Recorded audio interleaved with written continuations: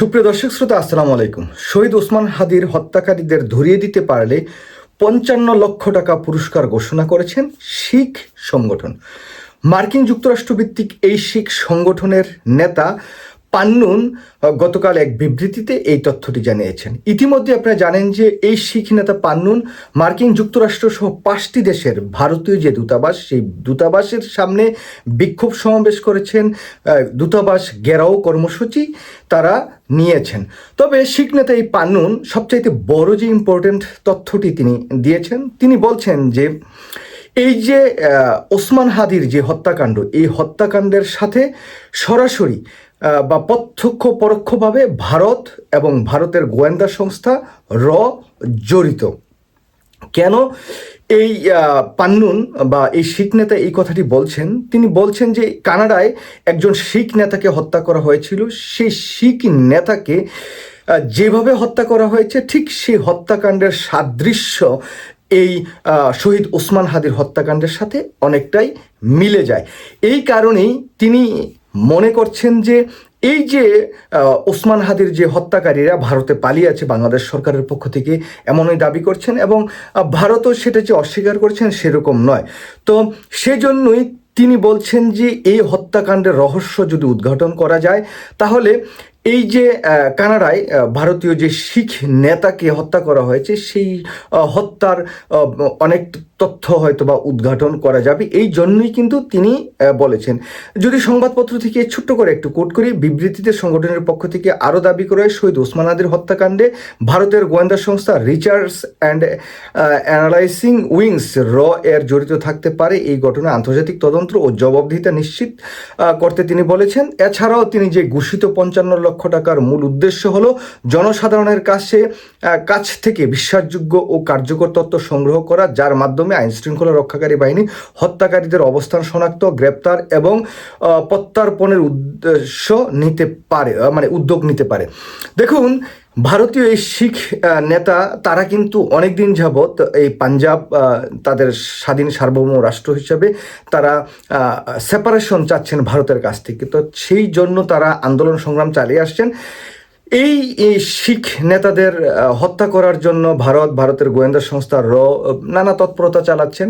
তো এখন তাদের এই যে হাদিকে যারা হত্যা করেছেন তাদেরকে ধরিয়ে দেওয়ার জন্য যেই টাকার একটা অঙ্ক ৫৫ লক্ষ টাকা তারা যে পুরস্কার দাবি করেছেন, তো পুরস্কার দিবেন বলে তারা ডিক্লারেশন করেছেন। এরই মধ্যে আপনারা জানেন যে ইনকিলাব মঞ্চ শাহবাগে তারা বিক্ষোভ সমাবেশ করেছেন। তারা এই যে আগামী ১৯ তারিখ বা ২০ তারিখের মধ্যে, মানে ২০২৬ সালের ২০ তারিখের মধ্যে হাদির যত হত্যাকারী তাদের গ্রেপ্তার এবং হাদির যে হত্যাকারীদের বিচার সেটা যাতে সম্পন্ন করে, এমন একটা তারা দাবি জানিয়েছেন। তার সাথে সাথে দেখুন, সাংবাদিক জুলকার সায়ের তিনি কিন্তু নতুন আরেকটি তথ্য দিয়েছেন। তিনি বলছেন যে তার যে ফেসবুক স্ট্যাটাস সেটা যদি থেকে একটু পড়ি। ইনকিলাব মঞ্চের আহ্বায়ক শরীফ ওসমান হাদির হত্যাকাণ্ডের সাথে জড়িত ফয়সাল করিম মাসুদ ও তার সহযোগী আলমগীর শেখকে সহায়তার অভিযোগে ভারতের পশ্চিমবঙ্গ রাজ্যের স্পেশাল টাস্ক ফোর্স STF ২৮শে ডিসেম্বর ৫ জন বাংলাদেশি নাগরিককে আটক করেছে বলে বিশ্বস্ত সূত্র দাবি করছে। আটককৃত ব্যক্তিরা হলেন কাদের কাজে আর করেছেন সেই জায়গায় তিনি একটা লিস্ট দিয়েছেন। তিনি ১ নম্বরে বলেছেন মাসুদুর রহমান বিপ্লব, আওয়ামী লীগ নেতা জাহাঙ্গীর কবির নানকের ব্যক্তিগত সহকারী; তাজুল ইসলাম চৌধুরী ওরফে বাপ্পি, সাবেক কাউন্সিলর ও যুবলীগ নেতা; রফিকুল ইসলাম, মিরপুর এলাকার ছাত্রলীগ নেতা; রুবেল, ছাত্রলীগ নেতা; এবং ফিলিপস, বর্ডার এলাকায় মানব পাচারের সাথে সম্পৃক্ত।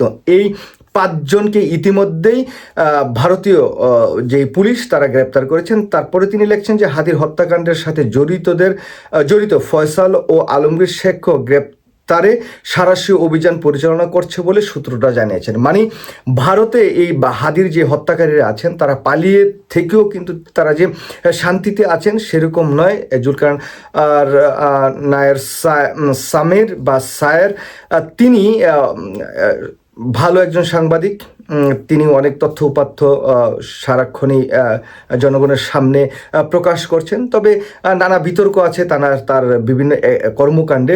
তারপরেও বলি যে এই যে হাদির হত্যাকাণ্ডের সাথে যারা জড়িত বা সম্পৃক্ত 5 জনকে যদি ভারত গ্রেপ্তার করে থাকে, তাদের এই 5 জনকে যদি বাংলাদেশের যেই সরকার তাদের হাতে হস্তান্তর করে, এটা বাংলাদেশের জনগণ খুশি হবে। এবং ভারতের সাথে যেই ভুল বুঝাবুঝিটা চলছে, সেই ভুল বুঝাবুঝির অবসান হবে। তার সাথে সাথে যেই মূল হত্যাকারী বা যিনি এই হত্যা শুটার, তাকেও যদি গ্রেপ্তার করতে পারে ভারত, যেহেতু ভারতে পালিয়ে আছে এবং তিনি কিন্তু অবৈধভাবে ভারতে প্রবেশ করেছেন, সুতরাং তাকে গ্রেপ্তার করে বাংলাদেশের হাতে দিলে ভারতের সাথে সম্পর্ক, যে শীতল সম্পর্ক, সেটা অনেকটা প্রশমন হতে পারে বলে আমি মনে করি। যাই হোক, যে কোনো হত্যাকারীর বিচার বাংলাদেশের জনগণ চায় এবং এই হত্যাকারীদের ভারতে আশ্রয় প্রশ্রয় দেবে না, এটাই বাংলাদেশের জনগণ বিশ্বাস করে। তো সর্বশেষ বলি যে ভারতের যে শিখ নেতা মার্কিন যুক্তরাষ্ট্রে অবস্থানরত, তারা যেই উদ্যোগগুলো গ্রহণ করছেন এই শহীদ হাদিকে কেন্দ্র করে বা হাদির হত্যাকারীদের গ্রেপ্তার করার জন্য, বা তাদের যাতে এই হাদির হত্যাকারীরা আইনের আওতায় আনে, এই যে নানা উদ্যোগগুলো তারা নিয়েছেন, এটা অন্ততপক্ষে এই শিখ নেতা পান্নুন বা তার যেই সংগঠন শিখ ফর জাস্টিস, তাদেরকে অবশ্যই ধন্যবাদ জানাই, সাধুবাদ জানাই। আশা করি ভারত সরকার যত তাড়াতাড়ি সম্ভব এই হাদির হত্যাকারীদের গ্রেপ্তার করে বাংলাদেশে প্রেরণ করবেন এবং বাংলাদেশ সরকার তাদেরকে আইনের আওতায় এনে যথোপযুক্ত বিচার এবং এই হত্যাকাণ্ডের পেছনে যারা যারা সম্পৃক্ত ছিল, সেই বিষয়টিও উদ্ঘাটন করবেন বা করতে পারবেন, সেটা আমি দৃঢ়ভাবে বিশ্বাস করি। সবাই ভালো থাকবেন। আল্লাহ হাফেজ। আসসালামু আলাইকুম।